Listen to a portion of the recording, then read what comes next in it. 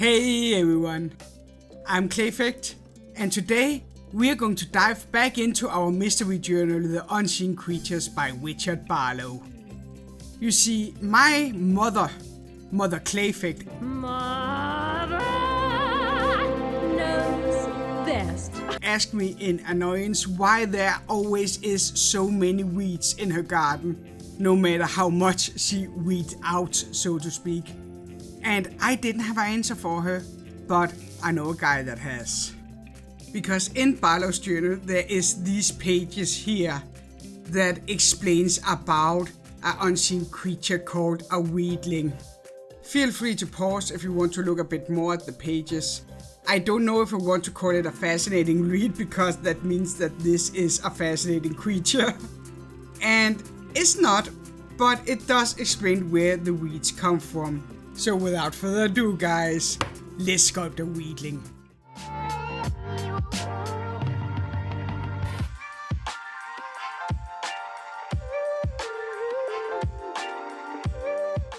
Now, right off the bat, I knew that I had my work cut out for me with this sculpture. Not only because of the crazy amount of texture with the leaves and the flower that I was going to have to make, but also because of the pure fact of my stubbornness. You see, I don't like bases for sculptures. I don't know why, it feels like cheating. It's not. And maybe one day I will make one with a base again. But if I can help it, I don't like bases. So that is why it's not only the texture, but also the structure I'm going to have to fight with this one. Thankfully, hopefully, the wood-like feet was going to help me in that case, and that's why you see me wrapping masking tape around some wire that is going to become roots and hopefully help me in making this sculpture sturdy enough. So that is why I this time really took my time with the armature and just slowly built it up. I tried to wrap wire around the entire leg to make it even more sturdy, but the legs were simply becoming too bulky for these long, skinny emo ostrich legs that the Weedling apparently have. Now, while I put some clay on our little fella, why don't we hear what Richard Barlow has to say about the Weedling? Richard Barlow, log, 7th of February 1945. The Weedling. If there was a prize amongst the unseen creatures for most lacking in brain power and usefulness, the Weedling would surely win. Now please understand, I do care for all unseen creatures. Even if people think me mad and my colleagues back at the museum laugh at me behind my back, I will keep pushing the knowledge of these strange animals. Even the Weedling, annoying as it is, deserves its place and a voice in the world. If I'm mocked for that, so be it. I'm sorry I had to put a pause on Mr. Barlow's notes, because after I put some clay on the feet, I started texturing them, and then it was on to the small roots on the feet. Now, to make these roots wasn't difficult at all, but to make them look good, now that was a whole different story. You can see I'm using a tapping motion not to squeeze the roots too much. I didn't want them to look too bulky, but then again I also wanted it to be as natural as I could make it. But my saving grace was definitely the Cosplay Oven Clay adhesive. Oh my god, that stuff works and I am just in love with it. It strengthens the clay so much, so I will now refer it to as miracle juice. But anyway, after I had applied the miracle juice, it was off to the oven with the legs and time for the flower. Now, I'm not going to tell you what technique I used on the flower, because there really wasn't any technique. I thought if I needed to make something from nature look realistic, it was important that I didn't have a system when I put it together. And put it together I did. You can see that on the recordings, but I will not complain. I will not even mention how flimsy and fragile cosplay is when they rolled out this fin or how small I had to make that darn dandelion that was going on top of the head. No, instead I will leave the word to Mr. Barlow and his thought about the Weedling. As the name suggests, the Weedling spreads weeds by ruffling its flower and or leaf-like feathers. It does that to easier camouflage itself between the weeds, which is about the only thing that this unseen creature does that resembles some sort of logic. The way it camouflages itself by burrowing its legs down the earth is astonishing. Their leaf-like feathers come in many different kinds of colors and shape, all resembling some sort of weed, which in hindsight can't be the smartest move evolution-wise. Even if you accidentally pull a weedling out of the ground, its survival instinct is to play dead and stay camouflaged. So you have no way of knowing if it's a weedling or just a normal kind of weed you pull from your garden. Were the weedling not so quick to multiply, they would surely have become extinct by now. Now, with that flower finally done, all it needed was some miracle juice on each of the little petals, and it was off to the oven. As you might have guessed, I used a lot of coarse clay on this one, simply because they were so fragile, all the pieces, so I didn't really have an opportunity to use my beloved Super Sculpey. I only used it when I worked on the head, and by that it was pretty much more about principle than anything else, because I think coarse clay also would have worked there. I just love that clay too. What I don't love, however, is painting eyes, but it is a necessary evil when we are started working on the head. Speaking of necessary evil, I actually went to the library, big shock, and looked through the old archives, and there I found an article about Mr. Barlow. It appears that he had a university degree in biology and therefore worked at the Natural Historic Museum in Denmark from 1940 to 1947, where he finally quit due to the lack of willingness to fund his further studies. And these studies have probably been the unseen creatures. So it doesn't sound like that our dear Mr. Barlow had it easy. Maybe that is why Mr. Clayfect don't want to talk about his great grandfather. But that is pretty much what I know. Now I'm not done looking into this. I will keep pursuing this, because there is just something about this that doesn't make sense. I think there's more to the story, but that is for another time. Right now, let's focus on the head that I'm making. Now, I'm usually not very happy with making any kind of bird head. I'm just not good at it, but I actually think the Weedling came out super cute.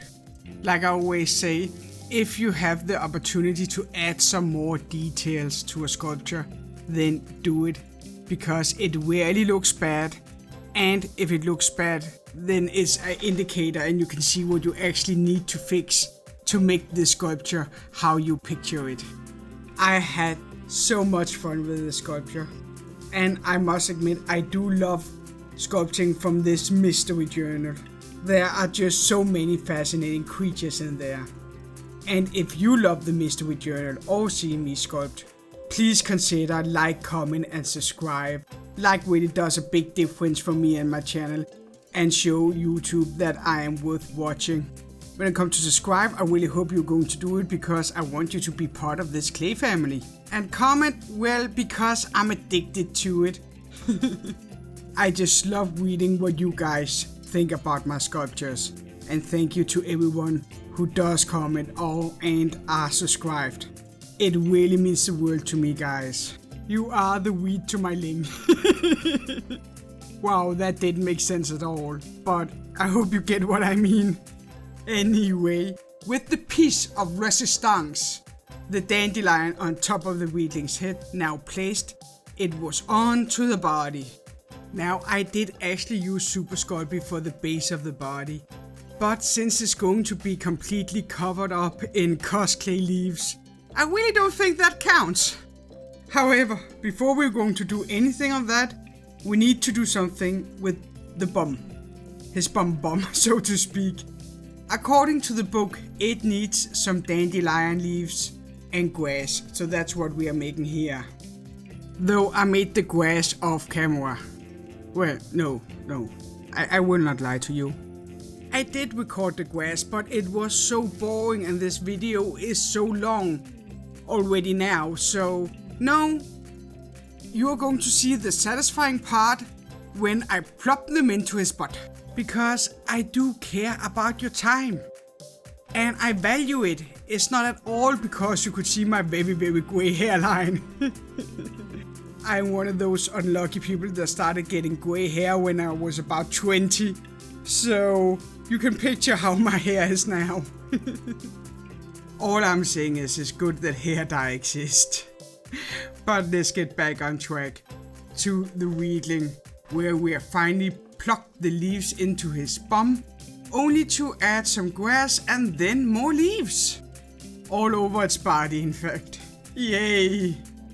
It was such a time-consuming process, and I was about to give up numerous occasions in this part of the sculpture. But that wouldn't have been fair to Mr. Barlow and our mystery journal. Speaking of which, while I am making all these leaves, why don't we hear a little bit more from Mr. Barlow? After an in-depth observation of these unseen creatures, I have determined their usefulness and resourcefulness is non-existent. There literally is nothing about the Weedling that benefits anyone, least of all themselves. Though for what they lack in intelligence and purpose, they try to make up for with a strong pack mentality and ability to regrow missing limbs, even if that limb is the head. As long as the Weedling's root-like legs is in the ground, it's nearly unkillable and will keep coming back, even though nobody asked it to. It seems to be most attracted to places like large fields, well-kept gardens, and of course places where other weedlings and plants that could look like weedlings are, like weeds.